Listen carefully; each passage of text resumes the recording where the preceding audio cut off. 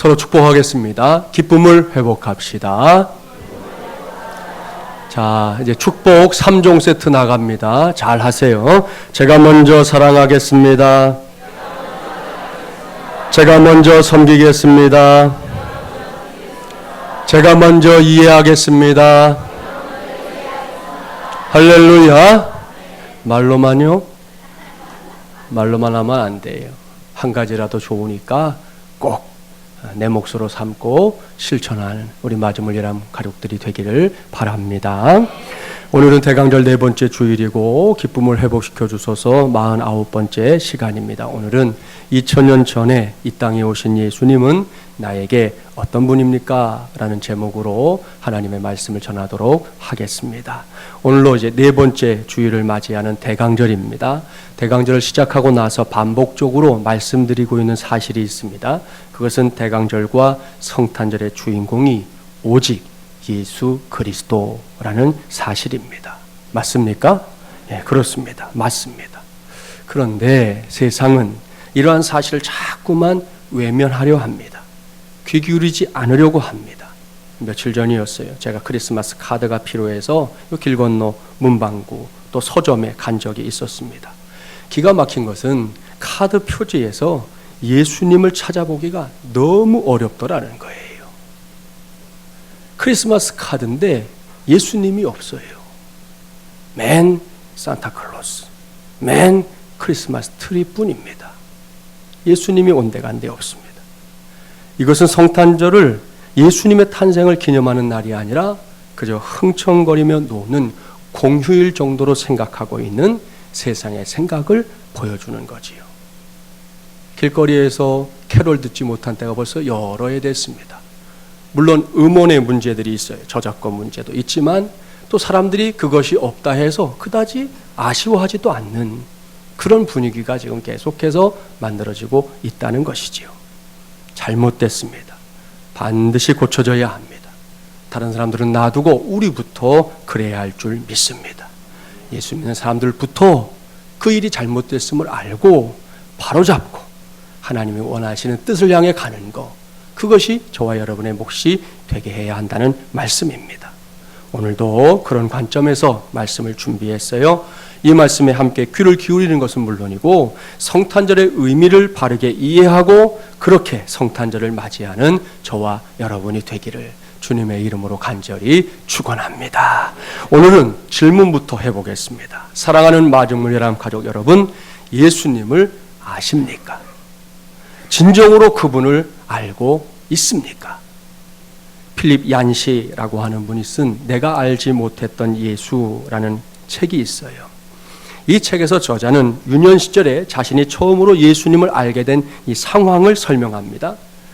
저는 어려서 주일학교는 못 다녔거든요. 청소년부 시절에 교회를 갔고 어린 시절 주일학교 다녀본 분들은 경험이 다 있을 거예요. 이분도 주일학교에서 예수 사랑하심은 우리가 잘 부르는 찬송, 그 찬송가를 부르면서 또 잠자리에 들기 전 선생님이 가르쳐 주었겠지요. 사랑하는 예수님 하고 기도하면서. 요즘은 또 이렇게 영상 장비들 쓰지만 제가 처음 교회 나갔을 그때만 해도 성경 공부반에서 선생님들이 융판이라는 거 있었습니다. 거기다가 조각조각 그림을 붙여가면서 성경 공부를 시켰던 적이 있거든요. 이분도 그런 경험이 있는 거예요. 그 그림들을 보면서 처음 예수님을 알게 됐다 고백합니다. 그래서 그는 예수님 하면 떠오르는 게 사이다, 과자. 여러분들 중에도 그런 분들 있죠? 그리고 출석을 잘하면 선생님이 주었던 황금별 스티커. 그것이 연상이 된다 그랬어요. 그런데 그것이 진정한 예수님의 모습은 아니었습니다.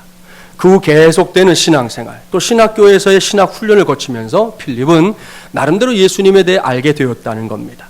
그는 이 책에서 그동안 자신이 알지 못했던 예수님의 이야기를 찾아가는 과정을 기록하고 있는데요. 이 책의 결론을 보면 그가 예수님에 관해 연구하면서 받게 된 일련의 그 인상들, 이미지들을 제시하고 있습니다.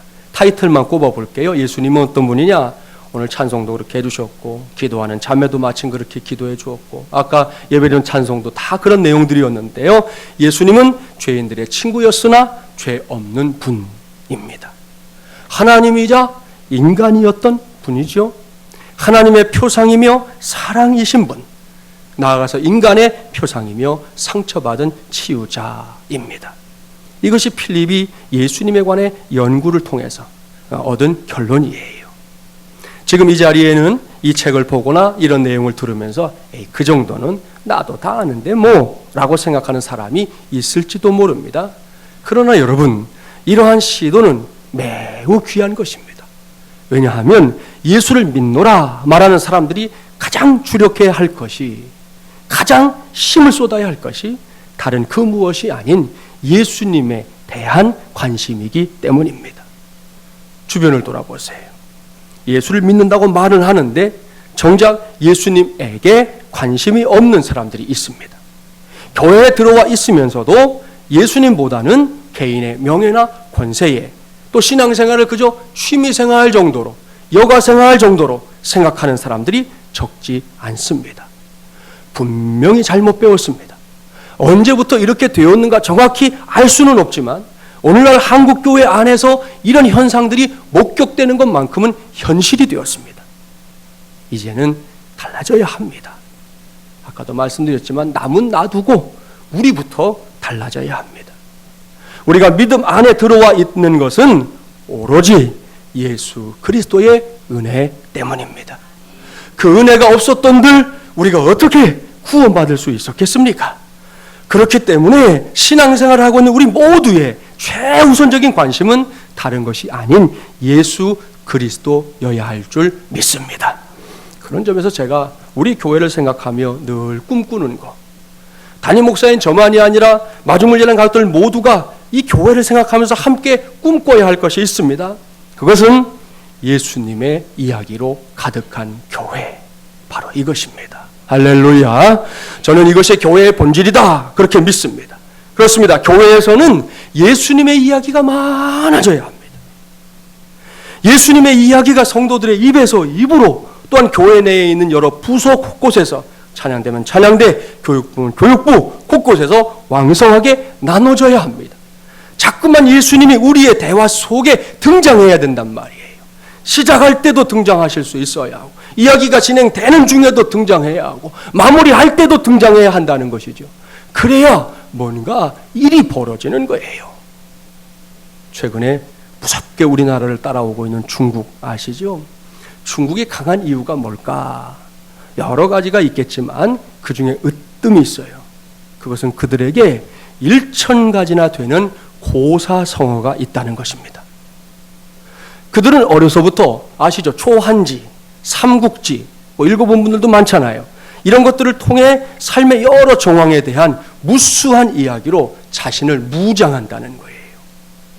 이런 이야기들은 여러분 삼국지나 초한지 읽어본 분들은 알지만 억지로 그걸 막 기억하고 외울 필요도 없어요.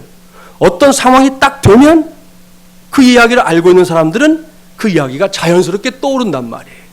그 일을 대응했던 사람들에 대한 이야기들, 어떤 방법으로 그 상황들을 모면했는지, 어떻게 또 그 길을 잘 걸어갔는지, 이런 게 떠오른단 말입니다. 이렇게 중국인들은 이야기라는 형식을 통해 자신이 직접 체험하지는 못한 일이지만 그 일들에 대한 정답을 가지고 있다는 겁니다. 그래서 중국인이 강하다. 유대인들도 마찬가지 아닙니까? 구약 성경, 탈무드가 그들에게 있어요. 복잡다단한 삶의 정황이나 문제를 성경의 이야기들을 통해 이미 습득하고 있다는 것이 유대 민족이 가진 최대의 강점입니다. 우리나라는 어떨까요? 안타깝게도 우리에게는 민족 전체가 공유하고 있는 그런 이야기가 그리 많지 않습니다. 예전에는 가정에서 아이들에게 엄마들이 이렇게 옛날 이야기라는 거, 고전 이런 거 들려주기도 했는데 요즘은 애들이 하도 바쁘고 엄마들이 그런 이야기들을 싹 잊어버려갖고 그거조차 이제는 해주지 않고 있잖아요. 그러니까 우리나라에서 굳이 공유할 수 있는 이야기를 꼽아본다면 뭐가 있느냐? 고스톱을 칠 때 나타나요. 비풍초 똥83, 이 순서대로 버리면 산다. 요거는 화투장 좀 잡아본 사람들은 다 알아요. 다 알아. 그거는 전 국민들이 알고 있는 사실 중에 하나예요. 이게 다는 아니지만 80%는 진리라고 그래요. 이 룰을 잘 지키면 따는 것은 몰라도 많이 잃지는 않는다고 합니다. 당장 이제 신년 들어가서 또 해보실 분들 계실지 몰라. 아무튼 그러면 그렇다는 거예요. 자, 이런 거는 있는데 나머지 삶의 부분에 대해서는 이런 기준조차 없는 것이 이 땅의 현실입니다. 안타깝지만 요즘 우리 사회가 온통 혼란에 휩싸여 있는 이와 무관하지 않다고 생각합니다. 교회도 다르지 않습니다. 진정으로 교회가 강해질 수 있는 길이 뭐냐? 교회 안에서 예수님의 이야기가 많아지고 예수님의 이야기가 결국은 저와 여러분 삶과 신앙의 기준이 되는 것입니다. 꼭 기억하십시오. 더 이상 사람의 이야기가 넘치는 사람 냄새만 풀풀 풍기는 그런 교회가 되면 안 됩니다. 한국교회 안에서 당장 우리 교회에서부터 그러한 시도들, 그러한 생각들이 이젠 중단되어야 합니다. 성도들이 만나서 예배를 하든 말씀을 공부하든 교제를 하든 무엇을 하든 간에 그들 안에서 예수님의 이야기가 자연스럽게 쏟아져 나와야 합니다. 우리 가족들에 관한 일들을 이야기하든 사업에 관한 이야기를 이야기하든 그 일의 모든 근원이 예수님이라고, 이게 예수님이 주신 은혜라고 말할 수 있는 그런 은혜가 우리에게 필요하다는 거예요. 그 이야기들이 교회의 역사와 함께 깊어지고 넓어지고 확대되어야 합니다. 그것이 건강한 교회로 가는 지름길입니다. 2015년 대강절 네 번째 주일인 오늘은 이러한 현실을 생각하면서 성경이 제안하는 대안을 찾아보려고 합니다. 본문 13절 14절 말씀 먼저 봉독해 볼까요? 13절 14절입니다. 예수께서 빌립보 가이사랴 지방에 이르러 제자들에게 물어 이르시되 사람들이 인자를 누구라 하느냐? 이르되 더러는 세례 요한, 더러는 엘리야, 어떤 이는 예레미야나 선지자 중에 하나라 하나이다. 오늘 주신 말씀은 여러분이 잘 알고 있는 말씀 가운데 하나일 겁니다. 시기는 예수님의 공생애가 이제 마무리되어 가고 있었던 그 시점입니다. 다가오는 자신의 죽음을 감지한 예수님께서 빌립보 가이사랴 지방에 들어갔을 때 제자들에게 물으셨어요. 사람들이 인자를 누구라 하느냐? 예수님의 질문에 대해 제자들이 답변하지요. 첫째, 세례 요한이라고 한다는 겁니다. 예수님께서 이 질문을 하실 때 세례 요한은 이미 목배임을 당하고 난 뒤였습니다. 그러나 세례 요한이 요단강에서 회개의 복음을 전한 것처럼 예수님도 복음을 전하시며 이곳저곳을 다닌다는 소문을 들은 사람들이 생각한 거죠. 세례 요한이 다시 살아났나 봐. 세례 요한이 다시금 세상에 나타났나 봐. 그런 말들을 하게 되었다는 거지요. 둘째, 엘리야라고 한다는 겁니다. 이번에 성경 통독하면서 봤을 거예요. 구약 성경의 마지막 책인 말라기 4장 6절 말씀을 보면 메시아가 오기 전에 다시 엘리야가 나타날 것이다 하는 예언이 있었어요. 이 말씀을 떠올린 유대인들이 예수님을 메시아라고까지는 생각 못하고 메시아가 올 길을 예비했던 엘리야구나 이렇게 생각했다는 거예요. 셋째, 예레미야나 선지자 중에 한 사람이라는 겁니다. 구약 성경에 등장하는 선지자들 어떤 사람들인지 아시죠? 하나님으로부터 말씀을 받아서 백성들에게 전하던 사람들이죠. 이것이 선지자의 주된 임무였습니다. 그 중에서도 예레미야는 하나님의 뜻을 거역하고 죄악 속에 살아가는 백성들의 어리석음을 보면서 그게 너무 안타까워서 하염없이 눈물을 흘렸던 눈물의 선지자였습니다. 성경을 보면 예수님께서 백성들을 사랑하는 마음으로 눈물을 흘렸다는 기록이 여기저기 나오는데요. 그러한 예수님을 예레미야 선지자 그리고 아니면 일반 선지자 중에 한 사람이다. 그렇게 생각을 했다는 겁니다. 여기까지가 예수님에 대한 세상 사람들의 생각이었습니다. 이런 생각에는 일면 타당한 면이 있습니다. 여기에 언급된 세 인물 모두가 이스라엘 사람들에게는 가장 존경받는 인물들이었고요. 또한 다시 세상에 올 것이다 이렇게 기대되었던 사람들이었습니다. 그럼에도 불구하고 여러분, 이것은 예수님의 정체가 아닙니다. 사람들의 기대일 뿐입니다. 이렇게 그릇된 생각들은 오늘날에도 남아있어요. 예수님을 세계 4대 성인 중에 한 사람으로 꼽고 있는 것이 세상 아닙니까? 그렇다면 여러분의 생각은 어떻습니까? 혹 여러분도 예수님을 세계 4대 성인 중에 한 사람으로 또는 막연하게 위대했던 한 인물로 생각하고 있는 건 아닙니까? 어느 고등학교 동창들이 모여서 크리스마스 파티를 아주 거하게 열었습니다. 그곳에서 이런저런 얘기를 나누던 친구들이 갑자기 종교 문제를 화제로 삼았어요. 그렇게 화제가 바뀌자 한 사람이 뜬금없는 질문을 했어요. 예수님과 부처님의 근본적인 차이는 뭘까? 이런 질문을 한 거예요. 이 질문에 아무도 딱 부러지게 대답을 못했습니다. 잠시 후에 대학에서 종교학을 전공한 친구가 아주 심각한 어조로 입을 열었습니다. 이렇게 말했다는 거예요. 그건 아무래도 헤어스타일이 아닐까? 그랬다는 거예요. 사랑하는 마지물려난 가족 여러분, 참으로 깝깝한 노릇이죠. 예수님에 대한 이해도가 이래서야 되겠습니까? 오늘도 성수주의를 하며 여기까지 나온 성도들은 그럴 리 없겠지만 오늘날 교회 안에 예수님을 이 정도로 알고 있는 사람들이 없지 않습니다. 따라서 우리는 예수님의 두 번째 질문에 관심을 기울여야 합니다. 본문 15절, 16절 말씀 함께 봉독해 볼까요? 이르시되 너희는 나를 누구라 하느냐? 시몬 베드로가 대답하여 이르되 주는 그리스도시요 살아계신 하나님의 아들이시니이다. 아멘. 여기에 두 번째 질문이 있습니다. 너희는 나를 누구라 하느냐?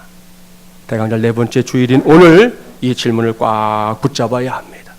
첫 번째 질문에 대한 대답을 묵묵하게 경청하던 예수님께서 이제는 제자들에게 직접 물으시는 거예요. 저 바깥 세상 사람들이 그렇다면 너희는 나를 누구라 하느냐? 이 질문은 오늘 이 시간 저와 여러분에게도 던져지고 있는 질문이에요. 세상 사람들이 무엇이라고 하든 간에 너희는 나를 누구라 하느냐? 사랑하는 마지못이란 가족 여러분, 예수님은 우리에게 무식한 믿음을 요구하는 분이 아닙니다. 아무것도 몰라서 무턱대고 믿는 것, 덮어놓고 믿는 것을 큰 믿음이라 말씀하지 않습니다. 믿기는 믿되 알고 믿어야 합니다. 또한 알기는 알되 잘 알아야 합니다. 그래야 우리의 믿음이 제대로 된 강력한 믿음이 될 수 있기 때문이에요. 사도 요한은 요한일서 5장 4절에서 분명하게 말씀하고 있습니다. 대저 하나님께로서 난 자마다 세상을 이기느니라. 세상을 이긴 이김은 이것이니 우리의 믿음이니라. 아멘. 할렐루야. 옳습니다. 우리가 세상을 이길 수 있는 방법은 믿음뿐입니다. 그것도 강력한 믿음인데요. 우리의 믿음이 강력한 믿음이 되는 길은 제대로 알고 믿는 데에 있습니다. 예수 그리스도가 어떤 분인지 잘 알고 믿어야 합니다. 여기서 잘 알고 믿는 것은 말로만 되는 게 아니죠. 말씀을 소홀히 여기지 말고 배워야 합니다. 나아가서 말씀을 연구하고 더 깊이 이해하는 것을 저와 여러분이 즐거워해야 돼요. 하나님 말씀을 가까이 두는 것을 거북스럽게 여기는 게 아니라 그 말씀을 배워가고 알아가고 깨달아가는 것이 즐겁고 신바람이 나야 한다는 말씀입니다. 본문 말씀을 보십시오. 너희는 나를 누구라 하느냐? 예수님의 질문에 수제자인 베드로가 두 손을 번쩍 들고 대답했습니다. 주는 그리스도시요 살아계신 하나님의 아들이시니이다. 이것이 베드로의 신앙 고백입니다. 모범적인 신앙 고백이지요. 여기서 베드로의 고백은 크게 둘로 나눌 수가 있어요. 첫째, 예수님은 그리스도라는 겁니다. 인류를 구원하기 위해 세상에 오신 구세주 메시아라는 거지요. 그렇습니다. 예수님께서 어떤 분이냐? 하나님께서 인류를 구원하기 위한 자신의 뜻을 인간들에게 알려주기 위해 세상에 보낸 분입니다. 구약에 나오는 많은 선지자들이 그에 관해서 예언했던 것들이 많은데 그 모든 것을 성취시키러 온 구세주, 그분이 바로 예수님이라는 거예요. 두 번째로 베드로는 예수님을 살아계신 하나님의 아들이라고 고백했습니다. 지금도 마찬가지지만 유대인들은 하나님의 이름을 함부로 부르지 못합니다. 옛날에도 그랬고 지금도 그래요. 이것은 매우 엄격한 율법이었습니다. 따라서 평범한 사람에게 하나님의 아들이라는 호칭을 붙였다가는 신성모독으로 몰려서 돌에 맞아 죽어도 할 말이 없는 거예요. 왜냐하면 유대인들에게 있어서 이 아버지와 아들의 관계는 우리나라가 생각하는 것과 좀 달라요. 우리는 아버지, 아들 이렇게 생각하잖아요. 그런데 유대인들은 아들은 아버지를 동등하게 여기는 것으로 보거든요. 그러니까 하나님의 아들이라고 베드로가 예수님을 고백했다는 것은 결국은 예수님이 하나님이다 라고 인정하는 것과 똑같은 이야기가 되는 겁니다. 그러니 얼마나 위험한 발언입니까? 그런데도 베드로가 용감하게 발언하는 거예요. 예수님, 당신은 하나님의 아들, 하나님 자신이십니다. 그렇게 고백한 것입니다. 보십시오. 예수님은 아무 목적도 없이 세상에 온 분이 아닙니다. 예수님은 세상 사람들로부터 그저 훌륭한 인물이려니 하는 평을 받는 것에 만족해야 하는 분이 아니에요. 예수님은 온 인류를 구원하기 위해 오신 메시아였고 비록 우리와 똑같은 육체를 입었지만 예수님은 하나님 자신이었습니다. 여기에 등장하는 베드로를 보면 하나님께서 사람을 쓰실 때에 그 사람의 기질을 통해 일하시는구나 하는 걸 알 수 있어요. 베드로의 기질은 뭘까요? 성경을 보면 베드로는 이 다혈질에 속하는 사람인 게 틀림없어요. 항상 흥분하고 바빠요. 서둘러요. 급해요. 그래서 그 다혈질이 잘하는 게 뭐냐? 바로 요약하고 정리하는 걸 잘합니다. 베드로의 신앙 고백도 그런 점에서 보면 아주 요약된 모범 답안이다. 그렇게 말할 수가 있습니다. 반면에 이 우울질의 기질은요, 완벽주의자로 분류합니다. 그래서 우울질에 속하는 사람들이 뭘 잘하냐 하면 상세한 기록들을 좋아해요.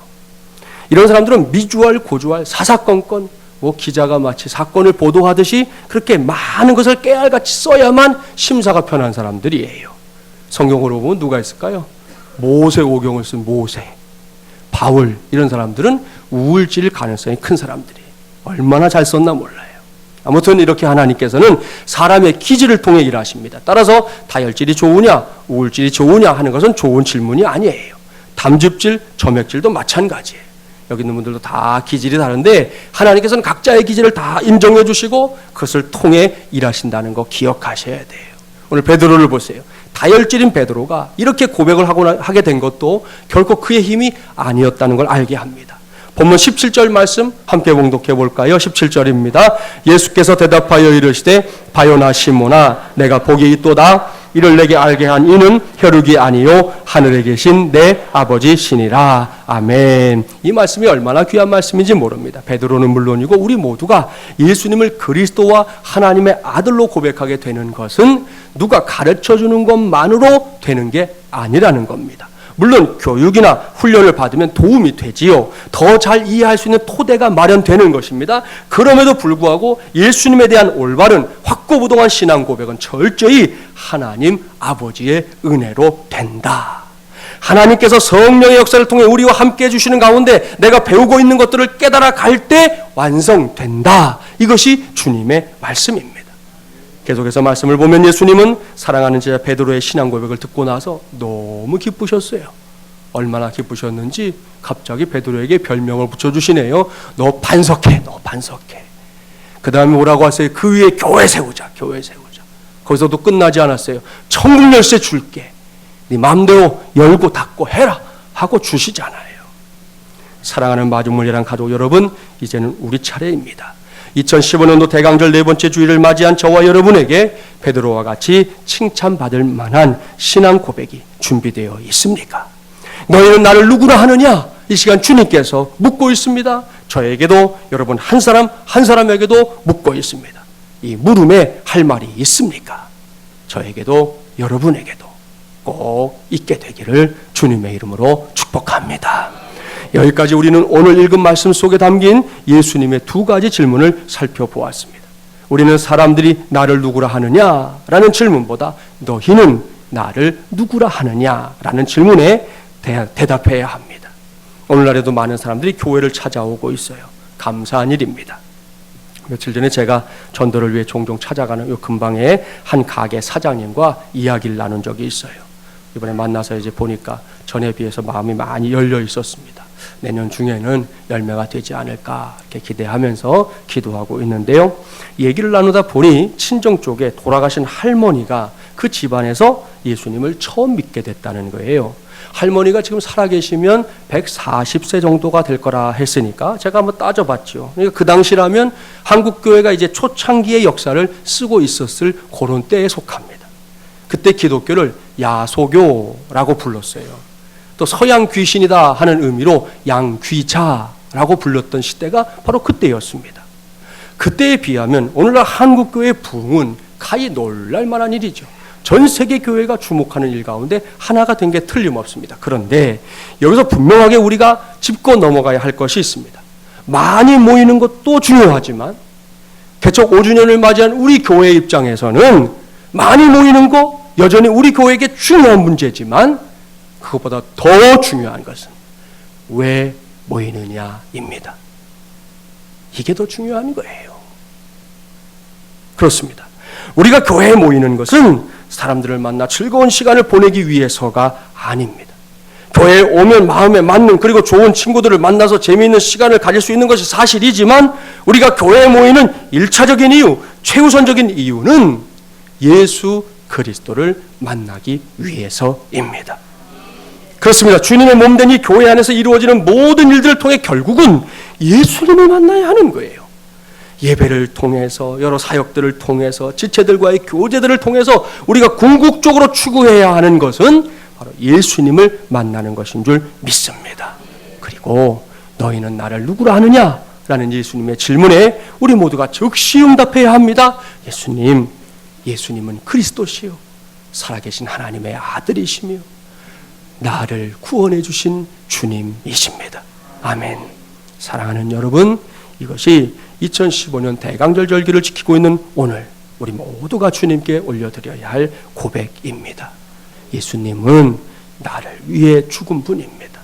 나의 죄를 용서하고 내가 하나님의 자녀가 될 수 있는 길을 활짝 열어준 분입니다. 지금도 그분의 생명이 내 안에서 살아 움직이고 있는 겁니다. 이건 말만 번지르르한 것이 아니에요. 사실입니다. 진실입니다. 역사적인 사건입니다. 이 모든 것을 아멘으로 받을 수 있는 저와 여러분이 되기를 주님의 이름으로 축복합니다. 그 정도로 되겠습니까? 사랑하는 여러분, 우리가 예수님을 구세주로 믿는다고 하면 적어도 우리만큼은 예수님의 실체를 제대로 확실하게 알아줘야 하는 거 아닙니까? 오늘 말씀을 시작하면서 문제를 제기한 것처럼 세상 사람들은 예수님의 탄생에 관심도 없고 예수님이 뭘 했는지 관심도 없지만 2000년 전에 예수님이 왜 이 땅에 오셨는지, 오셔서 뭘 하셨는지 적어도 우리는 제대로 바르게 알아야 하는 거 아니냐는 거예요. 이것을 알고 온몸과 마음으로 그것을 깨달을 때 바로 거기에서 진정한 믿음의 능력이 나오게 될 줄 믿습니다. 사진을 하나 보여드릴게요. 이 녀석은 도베르만이라고 하는 개입니다. 영화를 보시던 분들은 영화에서 종종 이 녀석이 등장하는 장면들을 보았을 거예요. 19세기 말 루이스 도베르만이라는 사람이 경호견으로 만든 견종입니다. 이 개의 초기 사용 목적은 사냥터 경비원의 신변 보호를 위해 침입자를 찾아내거나 제압하는 것이었습니다. 지금은 집안에서 낯선 침입자를 퇴치하는 일에 쓰임받는 것이 사명인 매우 사나운 녀석. 한번 지저대면 귀가 쩌렁쩌렁 울릴 정도로 아주 무서운 녀석이에요. 여기서 이제 몇 해 전으로 시간을 거슬러 올라가 봅니다. 미국에서 화재가 난 집에 출동한 한 소방관은 집안에서 고립된 한 마리의 개를 발견했습니다. 그 개는 바로 이 녀석, 이 도베르만이었습니다.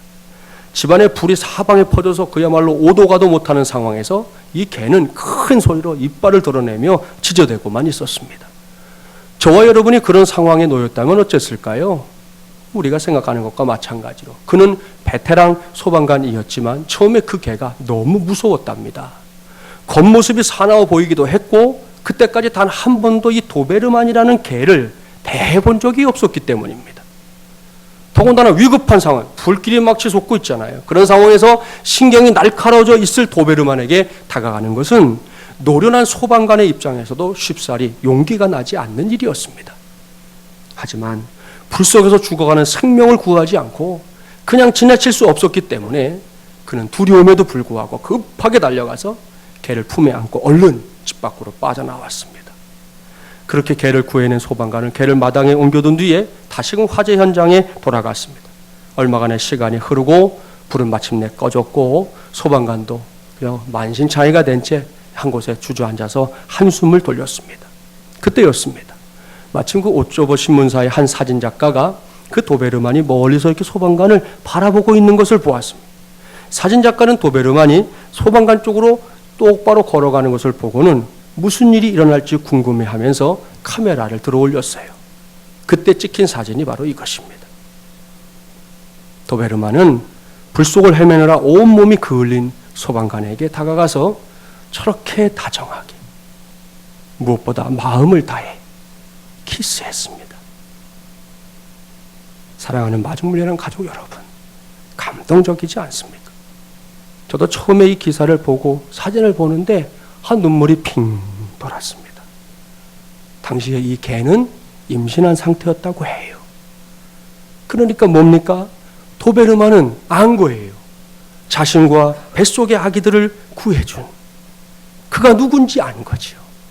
그리고 지쳐있는 그 소방관에게 다가가서 자신이 할 수 있는 최선의 것으로 사랑과 감사를 담은 키스를 전했던 것입니다. 사진작가가 그 순간을 놓치지 않고 저렇게 찍어낸 것이죠. 저는 이 사진을 보다가 문득 주님과 제 자신을 떠올렸습니다. 한낱 미물이라고 불리는 도베르만이 자신을 구해준 소방관의 은혜를 잊지 않고 이렇게까지 자신의 마음을 표현하는데 나는 과연 어떠한가? 라는 생각을 하게 된 겁니다. 여러분은 어떻습니까? 앞서 저는 우리가 예수님을 구세주로 믿는다고 하면 적어도 우리만큼은 세상은 계속해서 나 몰라 할지라도 적어도 우리만큼은 예수님의 실체를 제대로 확실하게 알아줘야 하는 거 아니냐고 물었습니다. 2000년 전에 예수님이 왜 이 땅에 오셨는지, 오셔서 뭘 하셨는지 그것을 제대로 바르게 알아야 하는 거 아니냐고 물었습니다. 여러분, 나를 위해 오셨습니다. 나를 위해 고난 당하셨습니다. 나를 위해 채찍에 맞으셨습니다. 나를 위해 가시관을 쓰셨습니다. 나를 위해 십자가에 달려 죽으셨습니다. 그리고 나의 구원을 완성하기 위해 사흘 만에 무덤의 문을 깨뜨리고 부활하셨습니다. 우리가 예수님을 믿는다고 하면 적어도 다른 건 모르겠습니다. 적어도 이런 사실만큼은 확실하게 알아줘야 합니다. 이런 사실만큼은 확실하게 믿어야 합니다. 그래야 합니다. 반드시 그래야 합니다. 그러면 예수님을 대하는 나의 태도, 나의 생각이 달라질 겁니다. 예수님을 대하는 우리의 태도, 우리의 생각이 달라질 겁니다. 도베르만도 그게 뭔지 알고 거기에 제대로 반응하고 있지 않습니까? 우리에게 감동을 주고 있지 않습니까? 그러니 오늘 이후 확실하게 달라진 태도와 생각, 그런 마음으로 다가오는 성탄절 맞이하기 바랍니다. 어렴풋이 막연하게 그저 목사가 그렇다고 하니까 그런 마음, 그런 생각으로 성탄절을 맞이하는 건 불행한 일입니다. 예수님이 나의 주님, 나의 하나님임을 확신하는 가운데 맞이하는 2015년 성탄절이 되기를 바랍니다. 주님께서 베풀어 주신 구원의 은혜에 감사 감격하며 그래서 주님 앞에 더 가까이 나아가 맞이하는 2015년 성탄절이 되기를 바랍니다. 그래서 우리 모두에게, 그리고 우리 교회 전체와 저 바깥 세상 속에 나아가서 전체 하나님의 나라에 예수 그리스도의 성탄의 기쁨이 차고 넘치는 이 귀한 계절이 되기를 주님의 이름으로 간절히 축원합니다. 기도합시다. 하나님 아버지, 감사합니다. 2000년 전에 이 땅에 우리 아기 예수님 보내주셔서 우리를 구원해 주신 그 놀랍고 위대한 구원의 역사를 우리가 너무 쉽게 잊어버리고 삽니다. 그 은혜 처음으로 받았을 때의 감격, 그 뜨거움, 뛸 듯이 기뻤던 그 순간, 내 모든 죄악을 사하셨던 주님 앞에 감사의 눈물 콧물 쏟았던 그 순간 우리에게 분명히 있었는데, 그런데 어느샌가 바쁘게 살다 보니, 세파에 밀리다 보니, 이런저런 것들의 마음을 뺏기다 보니 그 모든 것이 온데간데 없이 사라져버린 우리는 아닌지, 오늘 대강절 4번째 주일을 맞이하면서 주의 말씀 앞에서 우리 자신을 돌아봅니다. 하나님, 오늘 우리 모두에게도 베드로처럼 우리 주님을 기쁘시게 할 만한 신앙 고백이 뜨겁게 흘러나올 수 있도록 역사하여 주시옵소서. 다른 사람들은 모르겠습니다. 세상은 어차피 주님 모른다 합니다. 그러나 적어도 우리만큼, 구원받아 살아간다고 하는 우리만큼은 주님께서 베푸신 구원의 은혜 잊지 않아야지요. 기억하고 살아야지요. 우리가 못나게 살 때도 많고 죄악의 굴레를 벗어나지 못할 때 많지만 그래도 주님을 향한 우리의 믿음만큼은 붙잡고 살아야 되지 않겠습니까? 하나님, 그와 같은 믿음으로 맞이하는 2015년 성탄절이 되게 하여 주시옵소서. 오늘 우리의 삶이 버겁습니다. 힘에 겹습니다. 내 자신만으로는 해결할 일들이 너무 많아서 하나님, 그것 때문에 지쳐있을 때가 많습니다. 하나님 아버지, 이 시간 간절히 구하오니 우리 주 예수님 허락하신 그 구원의 은총이, 그 능력과 은혜가 오늘 우리의 삶에서 다시금 샘솟듯 터지게 하여 주시옵소서. 그 능력으로 살게 하시되 이 세상을 이기는 것은 오직 믿음뿐임을 다시 한번 깨닫게 하시고 그 믿음으로 승리하는 우리 마지막 예랑 가족들이 되게 하여 주시옵소서. 그런 마음으로 다가오는 성탄절 기다리겠습니다. 이번 성탄절 우리 아기 예수님 만나 경배했던 동방박사들처럼 우리도 그렇게 기쁘게 경배하는 날이 되게 하여 주시옵소서. 예수님의 이름으로 기도하옵나이다. 아멘.